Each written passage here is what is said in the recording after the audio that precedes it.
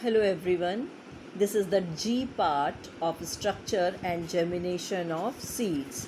And in this session we are going to study about the types of germination.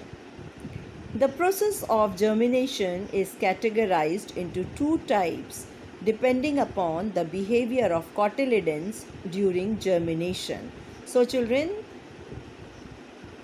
the process of germination here is categorized into two types. So there are two types of germination, and that depends upon the behavior of cotyledon during the time of germination. So according to that, there are two types of germination: apigeal germination and hypogeal germination. So two types of germination are there: apigeal and hypogeal germination. So first we are going to study about the apigeal germination. In this type of germination, the cotyledons are lifted above the ground due to rapid elongation of hypocotyle. Now see here children, this is apigeal germination in bean seed is shown here. This is a seed. Now the seed has, when the seed germinates, the radicle comes out first. You can see here the radicle.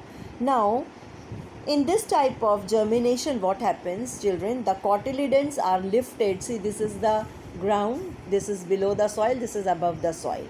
So in this type of germination, the cotyledons are lifted above the ground.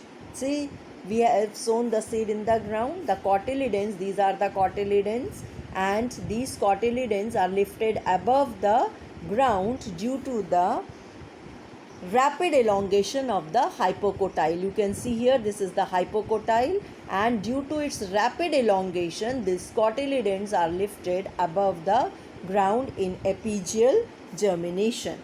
The cotyledon turns green and forms the cotyledonary leaves. So you can see here, these cotyledons, they become green and they forms the cotyledonary leaves, and they perform the function of photosynthesis till the new leaves appear.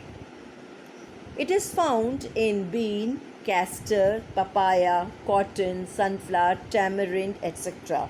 So you can see this apigeal germination in bean, castor, sunflower, in all these you can see apigeal germination. So what happens in apigeal germination? In apigeal germination, the cotyledons are lifted above the ground due to rapid elongation of the hypocotyle. Various stages during apigeal germination of bean seeds are summarized as follows. So children, we see here how this apigeal germination takes place. What all stages are there in the apigeal germination?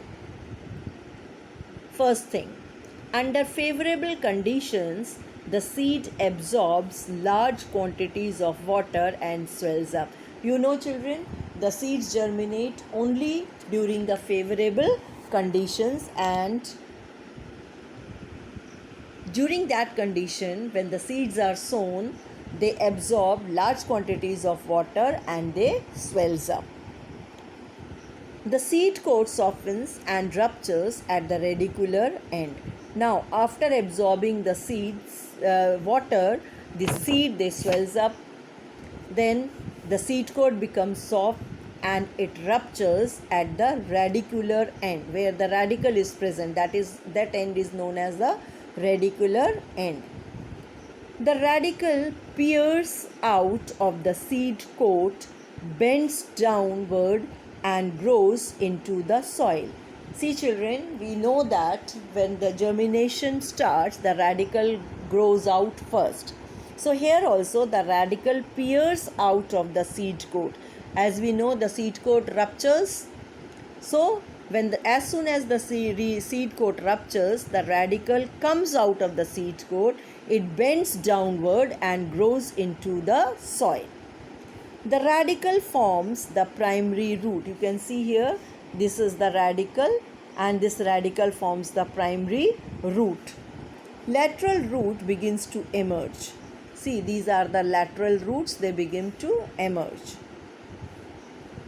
Root hair appears in the region where elongation has ceased.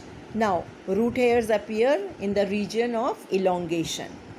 Water and salts absorbed by the root hairs are passed on to the seedling. So the function of the root hair is to absorb the water and mineral salts, and then they pass it to the seedling. Meanwhile, the hypocotyle elongates and arches upward above the soil.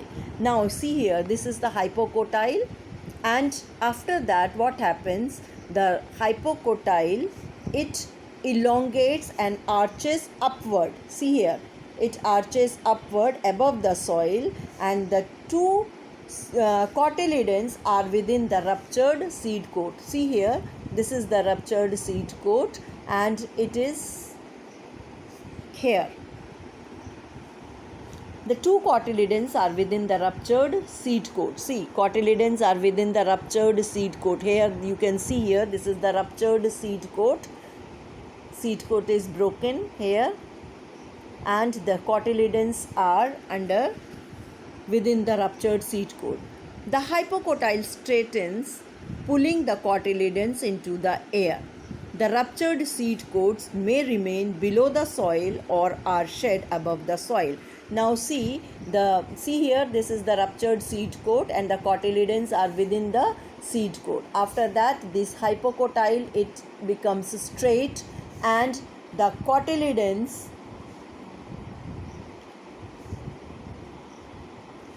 see, the hypocotyle straightens, and it has pulled both the cotyledons into the air. The ruptured seed coat may remain below the soil, or it may fall above the soil also.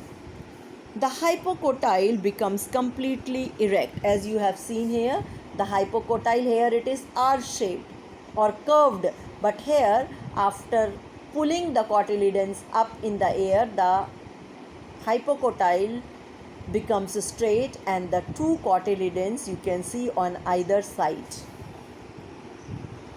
The hypocotyle becomes completely erect. The two cotyledons diverge to form the flat green cotyledonary leaves. The epicotyle elongates, bearing at its tip of the plumule. Now you can see here, the hypocotyle becomes straight, the two cotyledons become flat, they are on the either side, and they are green in color, performing the function of photosynthesis. This epicotyle elongates, bearing at its tip the plumule. You can see here, this is the tip. The young leaves unfold at the tip of the epicotyle. The cotyledon shrivels up and are shed. You can see the young leaves unfold at the tip here of the epicotyle, and the cotyledons, they shrivel up and they fall or they shed. The primary roots gives branches and persist all through the life of the plant. See, this is the primary root, these are the branches here, and it persists throughout the life of the plant, and such a root is called a taproot. See, this is the primary root, lateral branches arises from here, and it persists throughout the life of the plant, and this type of root is known as the taproot. The young leaves now prepare food for the plant. Now the young leaves starts preparing food for the plant. So this is all about the epigeal germination. Thank you.